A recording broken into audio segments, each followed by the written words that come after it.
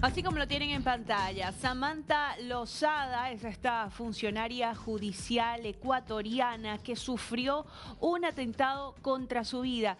Esto la llevó a un exilio forzado. Desde la clandestinidad, muy amablemente aceptó este contacto con nosotros, así que le vamos a dar la bienvenida para conocer este caso tan sensible para los ecuatorianos y para todos los latinos. Samantha, muy buenas tardes, bienvenida. Buenas tardes, Chencia. Gracias por la oportunidad. No, Eh, gracias a ti definitivamente, Samantha, porque es un caso que nos sensibiliza muchísimo. Primero, para los que no conocen tu historia, queremos que nos relates lo que ocurrió en el pasado mes de octubre, donde intentaron quitarte la vida. bueno, desde el 12 de abril del 2024 yo fui nombrada directora del Consejo de la Judicatura en la provincia de Orellana. Para ponerles un poco en contexto a los que no son ecuatorianos, la provincia de Orellana es una provincia amazónica, es la provincia que más petróleo produce en el país y lamentablemente es una de las provincias más olvidadas del país, de igual forma en atención estatal. Al asumir el cargo como directora provincial del Consejo de la Judicatura era un tema administrativo, más no interfería en ninguna decisión jurisdiccional, pero sí tenía control disciplinario sobre los funcionarios judiciales. Y asumí el cargo con la firmeza de lograr un cambio, de que Ujú. estábamos en un momento álgido para Ecuador porque estábamos luchando contra las mafias, contra el narcotráfico, contra todo aquello que hoy mantiene al país en un vilo de desesperanza, de inseguridad. No pasaron muchas semanas hasta recibir mi primera amenaza porque yo hacía mucha insistencia en que no se lograban judicializar los procesos por el tráfico de combustible, el cual era usado para la minería ilegal. Eh, Fui amenazada y recibí el mensaje de que todas las insistencias que yo hacía en los entes gubernamentales, como son la gobernación de Orellana, en las mesas de justicia que yo presidía, y que yo exigía qué es lo que pasa, por qué no llegamos a audiencia, por qué no llegamos a flagrancia, por qué no hay detenidos, eh, el mensaje fue claro. Todo lo que tú dices lo conoce el topo. Que Ujú. es una persona que en mi país estaba catalogado como el segundo al mando del grupo Los Choneros, después de Fito, y que en ese momento estaba encargada como de esta parte de la minería ilegal en mi provincia. ¿Cómo te llegó esa amenaza, Samantha? Llegó lamentablemente de boca de uno de mis mejores amigos, quien llegó más asustado, más como si la amenaza fuera para él mismo y me decía, Claro. eh, por favor ya no hables del tema, ya no Ujú. queremos que te muevas. Bien. Y claro, yo puse en conocimiento inmediatamente la amenaza. Posterior a ello me hicieron un análisis de riesgo, me Por asignaron ahora custodia solamente esta amenaza decía que el topo conoce lo que tú hablabas y que dejaras de de hablar. insistir, pero ya te habían dicho directamente que si no te detenías podían atentar contra tu vida. Sí, que yo me convertía en su blanco si seguía hablando, ¿no? Ok. Entonces, obviamente al poner la amenaza, pues te visita inteligencia Mm. y inteligencia tanto de policía como de las Fuerzas Armadas que en ese momento trabajaban conmigo.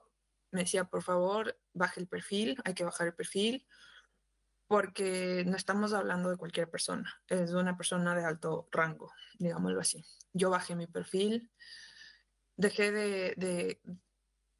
de asistir a estas reuniones en donde habían funcionarios que son los que pasaban la información Claro. y terminé ese tipo de relaciones, yo ya no asistía. Ya me asignaron dos custodios, pero solo llegó uno. Y con él me mantuve hasta el mes de septiembre del año 2024. Y yo hice varias denuncias, varias entregas de información. Lamentablemente es información que yo la hice de forma confidencial el día de hoy. Se ha publicado en todos los medios y, y eso me pone aún en más riesgo y también expone aún más a mi familia que también está en Ecuador.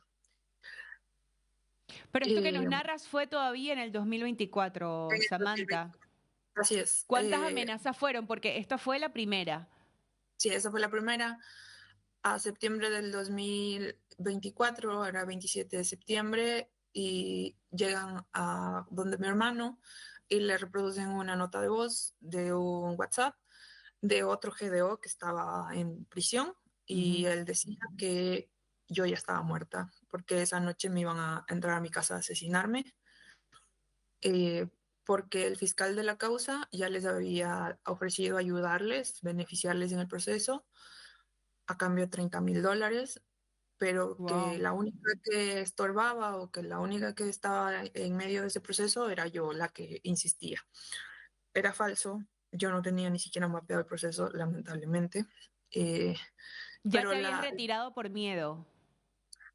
no, realmente como era un tema jurisdiccional y mis temas eran, y mis facultades y mis competencias eran administrativas, Mm, yo no tenía mapeado ese proceso ok. y el fiscal les dijo que yo era la que estaba insistiendo y que yo era básicamente la piedra en ese camino. Ujú. Entonces la decisión de ellos era que esa noche entrarían a mi casa a matarme y si no lograban encontrarme, iban a matar de uno en uno a mis familiares para que cuando yo vaya a los velorios, matarme en los velorios. Qué Así fuerte. hubiera 100 personas en los velorios. Qué Con duro. esta nueva amenaza, yo llamé en ese momento a uno de los vocales del Consejo de la Judicatura y decirle, realmente yo le dije, yo no puedo más, yo renuncio. Primero está mi vida, primero está la de mi familia. Me dijo, tranquila, calma, vamos a llamar. Gestionaron con el Ministerio del Interior, mi casa se llenó de policías inmediatamente. Durmieron policías fuera de mi habitación y al día siguiente salí en un vuelo comercial a Quito porque la Dirección de Inteligencia hace un informe diciendo que realmente ellos en mi provincia no podían garantizar mi integridad. Ok. Entonces ya en Quito me dan eh, una disposición de que yo podía teletrabajar, pero nunca reconocen que yo había cambiado mi residencia, entonces tampoco me podían reconocer gastos administrativos, viáticos, ni todo lo que el Ministerio del Interior les exigía para poder prestar el servicio de protección. Ahora yo ya no tenía dos custodios, tenía cinco, pero no tenía vehículos, entonces muchas veces caminaba con los cinco policías, muchas veces tomaba Uber, porque no había vehículos. Y esa es la realidad. Y no existe un solo documento del Consejo de la Judicatura en el que ellos asuman que yo cambié de residencia por esta situación. Ok. Ese fue el segundo evento y para no entrar en más detalles mínimos, el 22 de octubre del 2025, mientras yo me movilizaba en el vehículo con mi padre, dos sicarios atentaron contra nuestra vida. Fue directamente a nuestras cabezas. Dispararon varias veces a mi cuerpo, a mi cabeza, a la de mi papá, pero gracias a Dios nunca salieron las detonaciones, el arma se trabó, se encasquilló y era tanta la insistencia del sicario por dispararnos que el cargador se caía al piso. Dios mío. Nosotros lo vimos, cómo se caía al piso. En ese momento mi papá da marcha atrás, a retro, pero el sicario se agacha, recoge el cargador, lo pone en el arma y empieza a disparar y en ese momento las detonaciones empiezan a salir. Fueron 8 detonaciones, 3 impactaron en el vehículo, una en el guardachoques, otra en el parabrisas que rozó la mano de mi papá y la tercera en la llanta que es la que detiene el vehículo. Realmente desconozco si fue Dios otra vez ayudándonos, desconozco si se les acabaron las balas, desconozco si pensaron que ya nos mataron, pero se dieron a la huida. Minutos después estábamos escondidos, pero mi mamá nos decía que pasaban las motos por mi casa. Eso era el 22 de octubre del 2025. Yo Es en un días milagro, posteriores, Samantha, lo que pasó. La verdad que no, no lo puedo creer, ¿no? Cuesta creerlo. O sea, la sensación que habrás tenido en ese momento cuando ves, creo que lo que nadie en la vida quiere experimentar, ¿no? Tener a una persona delante con un arma accionándola, porque esas personas accionaron su arma, solo que el arma falló. ¿Cómo? Bueno, una explicación será, solo no sé si crees en Dios, pero creo que no hay otra explicación. definitivamente creo en Dios. y Dios me permitió vivir. Así es. Y el día de hoy, en medio de una profunda crisis política y judicial que existe en mi país, yo decidí salir y romper el silencio, no porque tenga nada que ver con ningún partido político, no tengo ningún tipo de interés político. Ujú. Desde que ingresé al cargo siempre les dije yo me debo al derecho y a la ley y nada más. Yo no me debo a ningún partido político, no espero nada de la política, no espero volver a mi país ahora mismo, ni creo que en un futuro cercano. Eh, pero sí a la justicia. Y cuando veo que el poder político empieza a tapar todo ese tipo de irregularidades, yo también tengo una historia para contar. Y es esta la historia. Tú cuentas tu Porque historia para que se haga justicia y para que sepan lo que pasa realmente de allí dentro de la judicatura. sí, porque no solo es la historia terrible que les cuento que me disparan y no salen las balas, que le disparan a mi padre y que no salen las balas. Ujú.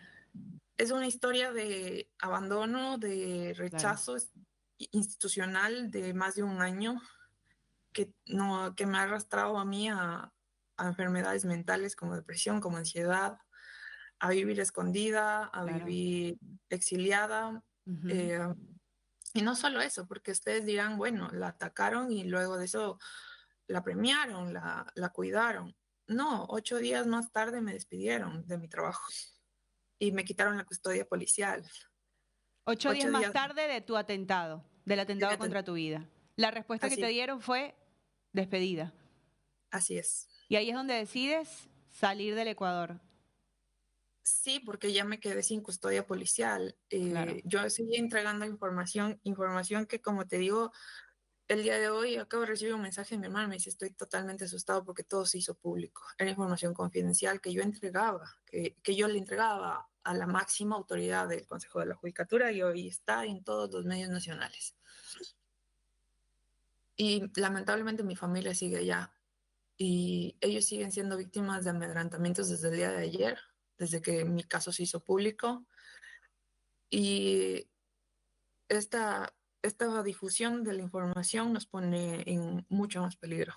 Y hasta el día de Totalmente. hoy, nadie, ni del Ministerio del Interior, ni de ningún ente público, se ha pronunciado en decir, ok, vamos a proteger a la familia de una funcionaria que está denunciando corrupción, que está denunciando narcotráfico, que está denunciando todo lo que está, por lo que estamos luchando.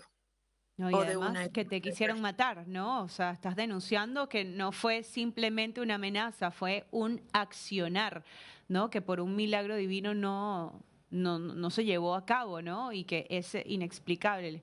Ahí es cuando uno dice que pedimos la protección divina cuando la terrenal simplemente no se nos puede asegurar. Pero Samantha, yo quería preguntarte también por el señor Mario Godoy, que enfrenta denuncias muy graves, ¿no? ¿Qué puedes contarnos al respecto y qué opinión te merece el caso del señor Godoy? Bueno, precisamente esta crisis política judicial se revela por la denuncia de un juez, de una élite de jueces que juzgan delitos de anticorrupción y crimen organizado. Y este juez denuncia que el director provincial de esta provincia, que es Pichincha y que es allegado al presidente, lo presionó para que fallara en favor de un narcotraficante serbio. Entonces, esto obviamente levantó todas las alertas en la ciudadanía y obviamente en el poder político para fiscalizar la actuación del presidente Mario Godoy, que es el presidente del Consejo de la Judicatura y que en su momento era mi jefe, ¿no? Ujú. Y lamentablemente el día lunes que tenía su comparecencia ante la Asamblea Nacional, que sería como el Congreso en Argentina, eh, en vez de dar las respuestas al Ecuador, de decir por qué su colaborador estaba presionando a un juez, o en vez de decir por qué le quitaron la custodia o qué es lo que ha sucedido, se dedicó a atacar al juez y decir que el juez no ha despachado temprano y a menoscabar la actividad jurisdiccional del juez. Y ustedes dirán, frente a estos hechos que son tan escandalosos, no hay forma política de sostener esto. no hay forma política de lavarse la cara. Claro. Pero sí, sí hubo, porque hicieron un show mediático, una bomba de humo, suspendieron la sesión, la llevaron a que responda preguntas, nadie le pudo hacer preguntas porque suspendieron la sesión. Y lamentablemente eso fue lo que despertó en mí la necesidad de revelar mi historia. Y con todo el Ah, miedo que te debe dar revelar tu historia, Samantha, porque nos decías que tu familia sigue estando en Ecuador, ellos están resguardados, tienen pensado también que puedan acompañarte, que puedan, o tienen la manera de salir del país también, entendiendo que no hay nadie que los proteja. yo tuve que recurrir a organismos internacionales para poder salir del país, para poder refugiarme lejos de ahí Ujú, y vamos a activar estas herramientas también. Es difícil abandonar el país en esta situación, ujú. es difícil dejar tu vida de un momento a otro, en mi caso dejar mi carrera, mi proyecto de vida para migrar y empezar desde cero, tal vez no ejerciendo mi carrera, tal vez haciendo lo que sea, pero vivos, ¿no? Total. Eh, y lamentablemente yo he tenido que nombrarlo y hoy se lo digo a Latinoamérica. Se lo dije al país en la mañana y hoy se lo digo a Latinoamérica. Cualquier cosa que le pase a mi familia o que me pase a mí, yo los responsabilizo directamente a las personas que han sido mencionadas, a las personas que se ven perjudicadas con la información. Y definitivamente pues no hay más que las personas que están enfrente del Consejo de la Judicatura. El día de ayer yo les decía, me votaron y inmediatamente empieza una campaña de descrédito, de desprestigio, de decir que todo es una falsedad, que todo es mentira. Entonces yo también salgo y les respondo, ok, dicen que no me votaron, aquí está el documento. Dicen que sí hicieron algo, entonces, ¿qué dicen ustedes sobre esta carta de Human Rights Watch que les dice tienen que proteger a Samantha Lozada, está en alto riesgo, ¿qué van a hacer? Y que nunca respondieron. Me dicen, además, ustedes dirán, ya, la votaron, ya, le dejaron sin custodia, la dejaron sola después de que la quisieron matar. Pero no solo eso, sino que también inician un proceso de persecución interna en contra mía con procesos administrativos sancionatorios. Y hoy sale a decir, no existe ningún proceso. Y yo le saco el documento en donde dicen que inician un proceso porque, y te preguntarás, ¿por qué te quieren perseguir el proceso? Porque a razonamiento de alguien, yo después de que me dispararon tenía que estar sentada en mi puesto, sentada, ahí esperando Mm, que me vuelvan a disparar. Y como yo no ujú. estaba sentada, estoy en cumplimiento de funciones. Es muy duro, Samantha, realmente tu historia. Como te decía al inicio, nos sensibilizamos muchísimo con tu caso. Además, el dolor del exilio, aunado al dolor de estar lejos de tu familia, entender que tu familia podría estar corriendo peligro en este momento. Así que quisiera, Samantha, que pudieras dejar un mensaje al país, a los ecuatorianos que te ven en este momento y también a las autoridades, sobre todo tomando en cuenta que eres de esas funcionarias que no se dejaron doblegar y que siempre se mantuvo firme con sus principios, con la legalidad y pues con esos valores que entendemos que prácticamente están perdidos allí en ese lugar que tenías de trabajo. Hoy en la mañana mi mamá me decía que estaba muy asustada porque ayer los volvieron a amedrentar. Le dijeron que sabían en qué país estaba, que había tenido pesadillas toda la noche porque soñaba que me raptaban. Mm. Pero a la vez me decía, quiero, si ya saliste, si ya estás en esta ola, quiero que lo digas fuerte y claro. Y lo he hecho todo este día. Hace unos minutos un amigo me decía, no puedo creer que dentro de 18 millones de ecuatorianos, la única que está peleando contra el crimen organizado y que les responde al poder y a la corrupción con documentos y no se queda callada, sea mi amiga. Y me asusta. Y mi hermano me acaba de decir, tengo terror porque toda la información confidencial es pública y está en todas las redes sociales. Información que debió haber sido tratada por el presidente del Consejo de la Judicatura con esa confidencialidad, con esa exigencia, con esa diligencia, y que hoy no debería estar en redes sociales, sino que deberían haber procesos investigativos abiertos. Son mensajes que a ratos no sé cómo somatizar esas emociones porque unos me dan fuerza y otros también me asustan, también me causan dolor profundo el saber que mi familia está en tal peligro y que hasta el momento nadie se ha pronunciado. Pero a mi país, decirles que la frente en alto, la situación ya está esclarecida, ya está en el spotlight público. O sea, ya yo he respondido con documentos, yo ya no estoy para responder con el dimes y diretes, yo respondo con documentos, con veracidad. A la Asamblea Nacional le queda hacer ese control político. Ya todo el país lo conoce, ya todo el país ha visto las contradicciones y hasta el día de hoy nadie asume las responsabilidades, siguen en negación. Es momento de que ya el poder público, el poder político asuma de que no pueden mantener a una persona que, que tiene tantas denuncias tan graves y que en los días siguientes habrán más personas que se sumarán, porque hoy he recibido cientos de mensajes de abogados, de jueces, de fiscales que me dicen, yo también estoy amenazado, a mí también me amedrentaron de esta forma, Qué también me han duro. presionado para fallar a favor del crimen organizado. Es muy Y duro. usted nos ha dado la esperanza de que si hablamos lo vamos a cambiar. Claro. Mañana a las 10 de la mañana la Asamblea va a revisar si es que el juicio político contra el presidente de la Judicatura procede. Y esperamos, y como país, como ecuatoriana, aun cuando no esté ahí, espero que la Asamblea se porte a la altura y que en este momento sostener lo insostenible y defender lo indefendible ya es más que un costo político, es la sobrevivencia de un país entero, de un país que ya no soporta tantos sicariatos, que ya no soporta tantas muertes, eh, ya tanta degradación social. Así Ya es. es necesario que actuemos en coherencia porque es el mismo territorio en el que viven todos, en el que sobreviven todos. Así es, Samantha. Realmente, como te decía, pues esta historia tuya resuena con mucha fuerza en todo el Ecuador y acá en nuestra pantalla también para el resto de Latinoamérica y Estados Unidos. Esperemos muy atentos a la resolución el día de mañana en la Asamblea. Esperamos que sea un paso favorable para ti y, por supuesto, para todo el país, porque es una situación que afecta a todos los ecuatorianos. Esto no hay que olvidarlo. Gracias por contar tu historia, eres muy valiente y que Dios te siga protegiendo a ti y a tu familia, Samantha, definitivamente. Gracias nuevamente. Gracias a ti. Una buena noche.